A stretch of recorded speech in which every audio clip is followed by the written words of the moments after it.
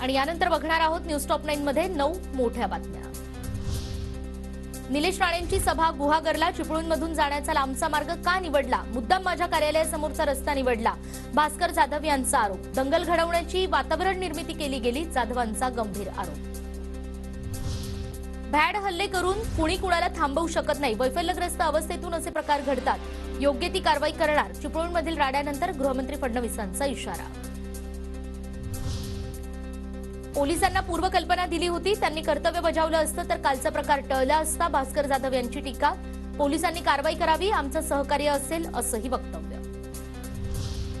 शिवसेनेच्या बनावट अधिवेशनामध्ये भाजपच्या अभिनंदनाचा ठराव, आम्ही भाजपसोबत युतीमध्ये होतो पण असं कधी केलं नाही, संजय राऊतांची शिंदे गटावर टीका।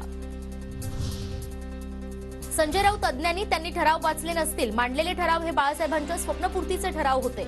खासदार राहुल शेवाळेंकडून संजय राऊतांची कानउघाडणी। 19 फेब्रुवारीला होणारं कोस्टल रोडचं लोकार्पण लांबणीवर, मोदींचा दौरा रद्द झाल्यानं निर्णय। मोदींच्या पुढील मुंबई दौऱ्यावेळी लोकार्पण, इक्बाल चहल यांची माहिती। कर्मचारी भविष्य निर्वाह निधी कार्यालयाची पंकजा मुंडेंच्या वैद्यनाथ सहकारी साखर कारखान्याला नोटीस, कर्मचाऱ्यांची 61 लाख पीएफ रक्कम थकवल्यानं ही कारवाई।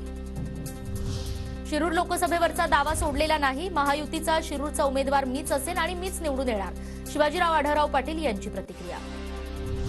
खासदार सुप्रिया सुळे आणि श्रीरंग बारणेंना संसद उत्कृष्ट महारत्न पुरस्कार जाहीर, हिना गावित आणि अधीर रंजन चौधरी यांना संसद महारत्न पुरस्कार, तर श्रीकांत शिंदे आणि अमोल कोल्हेंना संसद रत्न पुरस्कार जाहीर।